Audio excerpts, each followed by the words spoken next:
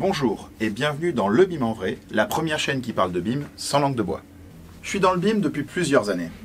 En tant que formateur, accompagnateur, synthèse BIM, j'ai fait un peu tous les rôles. Et c'est vrai que quand j'ai commencé, j'avais de l'espoir. J'étais rêveur, voilà. On m'avait vendu des choses. Et mon objectif aujourd'hui, c'est de vous faire comprendre que le BIM, ça peut être excellent. Mais pas si on le fait comme ça. Bonjour! Le BIM est une révolution dans le monde du bâtiment. Avec le BIM, vous n'aurez plus aucun problème. Le BIM vous accompagne. Exécution, conception, gestion, ou dans un ordre différent.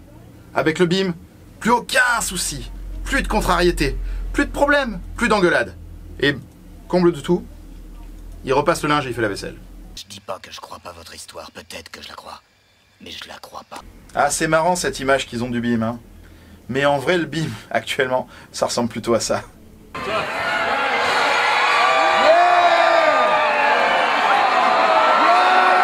Et oui, le BIM, c'est encore une technologie à ses débuts, une toute jeune, qui fait quand même vachement marrer quand on connaît les détails. L'investissement de chacun est essentiel, et c'est ça qui fait l'efficacité du BIM. Et tout le monde doit suivre la méthodologie mise en place, sinon, le projet en souffre.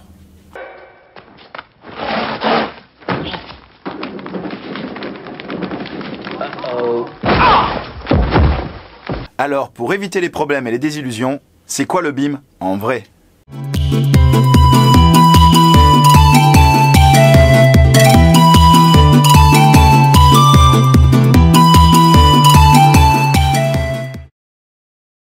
Moi, si je devais me représenter le BIM,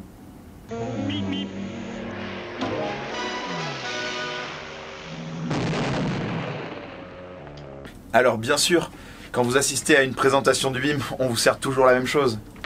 Avec le BIM, tout est dans un seul fichier. Plus de problème de perte, d'envoi, problème de secrétariat, d'email par reçu, par envoyé, tout l'imbroglio administratif. Et dans ce fichier, vous n'avez pas seulement les plans, vous avez les plans, les coupes, les élévations, tout est en 3 dimensions, on peut faire des vidéos, on peut faire des perces. Et en plus, vous cliquez sur un objet, vous savez d'où il vient, combien il coûte, comment il est fait, par qui il est fait et à quoi il sert. On peut sortir comme ça une liste de coûts par projet. La porte, vous changez le prix, instantanément vous avez le prix du projet qui change. Avec ça, on réduit les coûts, on réduit les intermédiaires. Tout est géré par une seule personne. Non, sérieusement, vous avez pas remarqué là? Non, ça rappelle quand même quelque chose, hein. Une émission du matin, où vous vous vendez des trucs de super qualité. Mais si, faites pas les innocents, vous l'avez reconnu. Alors je vous rassure, le fond est vrai. Ce qui passe aux oubliettes, c'est de vous dire que chaque élément est primordial dans le BIM. Tout est connecté. Et qu'il suffit qu'une pièce ou qu'un élément soit fait de manière approximative. Et là, tout commence à bouger.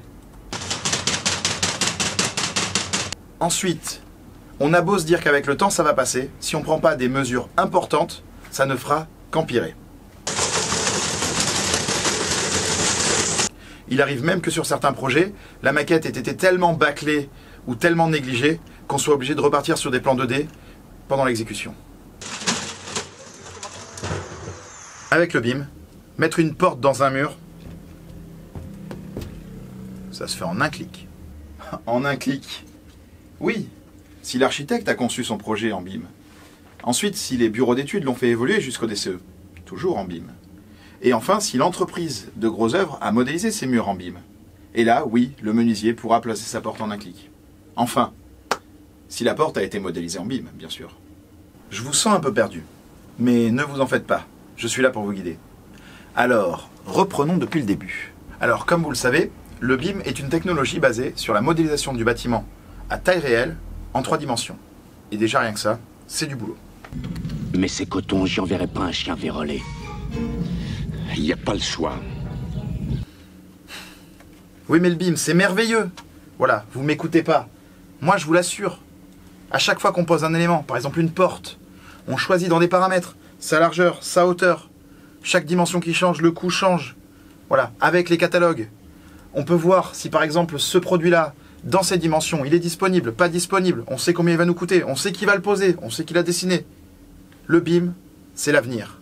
Et je vous le jure, vous allez rentabiliser vos travailleurs, vos salariés. Alors effectivement, ça c'est la conclusion de tout le travail.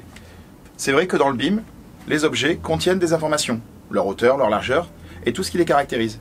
Mais bien sûr, ces informations, elles débarquent pas comme par magie. C'est comme mon dos creux, mon oreille, je me coupe en quatre pour mes amis. Alors effectivement, on peut rentrer n'importe quelle information dans un objet. Et tout l'enjeu est là.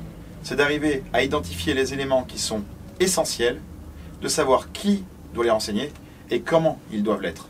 Dans l'exemple d'une porte, l'architecte va renseigner sa hauteur et sa largeur. Très important de définir la méthodologie, donc par conséquent l'unité, par exemple mètre, qui, si elle n'était pas respectée, deviendrait complètement incompréhensible. Ensuite, chacun va apporter ses spécificités. Le bureau d'études techniques viendra parler des éléments techniques comme le coupe-feu, et les entreprises qui poseront l'objet renseigneront des choses qui viennent purement des détails d'exécution. Oui, mais c'est pas le plus important là, vous vous attachez à des détails. Ce qui est important, c'est qu'avec le BIM, on gagne du temps. On modélise une seule fois en 3 dimensions.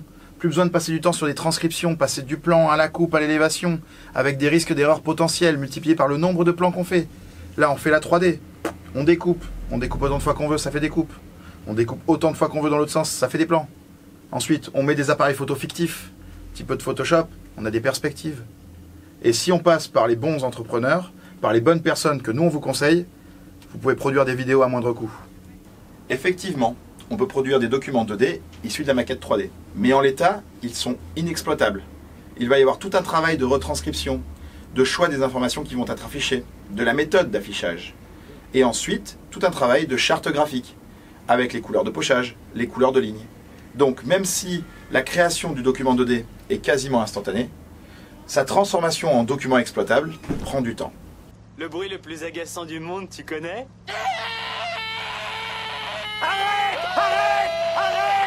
Avec le temps, vous allez voir que vous serez obligé d'avoir plusieurs versions du logiciel sur votre ordinateur, 2016, 2017, 2018, en fonction des projets en cours et de la date à laquelle ils ont commencé. Imaginez, il suffit qu'un seul des intervenants ouvre le fichier dans une mauvaise version, et tout le monde sera obligé d'utiliser cette nouvelle version pour ouvrir le projet et travailler dessus. Vous essayez de nous discréditer, mais je ne me laisserai pas faire, et je peux le prouver par exemple que ce que je dis est vrai. Là, si je prends la liste des problèmes qu'on retrouve les plus couramment sur les chantiers, tous ces problèmes vont disparaître à la conception grâce au BIM. Vous voyez, plus de problèmes avec les portes qui sont pas au bon endroit, avec les faux plafonds qui sont plus hauts que les réseaux, avec papa rentre à la maison après avoir dit tes mensonges. Bah, ça c'est le petit Jason. Enfin bon, tous ces problèmes disparaissent avec le BIM. J'adore quand un plan se déroule sans accroc. Alors la conception en BIM laisse présager d'un grand potentiel, et je suis convaincu qu'avec le temps, nous arriverons à exploiter l'intégralité de ses capacités. Malheureusement, il est actuellement très compliqué de faire une continuité entre la conception et l'exécution. Les principaux BIM managers sont actuellement trop sévères et brident beaucoup trop les entreprises. Ils centralisent toutes les informations, et c'est le point bloquant principal des retours d'expérience que nous avons actuellement, qui sont finalement très décevants. Mais nous aborderons ceci dans une prochaine vidéo. Mais je ne vous comprends pas, monsieur. Je ne comprends pas votre point de vue. Si pour vous le BIM c'est bancal, pourquoi en avoir fait votre métier? Si le BIM ça marche pas, pourquoi tout le monde y passe petit à petit? Alors arrêtez de vous débattre et d'essayer de faire du bruit, et rejoignez-nous.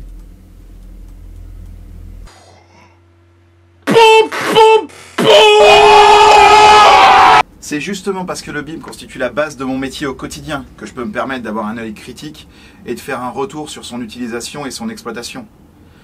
Apprendre le BIM par moi-même m'a pris plusieurs années et quelques petites colères.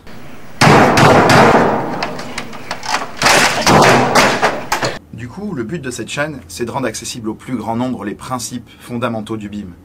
À tous ceux qui veulent comprendre cette méthode de travail, que ce soit par curiosité ou par nécessité. Et bien sûr, si je peux vous éviter quelques crises de nerfs, c'est avec plaisir. Les prochaines vidéos aborderont des points clés de la mécanique du BIM. Les conseils, les astuces, ainsi que les avantages et les inconvénients, mais sans langue de bois. Bien sûr, n'hésitez pas à laisser vos questions dans les commentaires ou sur les réseaux sociaux. Elles feront l'objet d'une prochaine vidéo. Et souvenez-vous, le BIM en vrai, c'est pas si compliqué.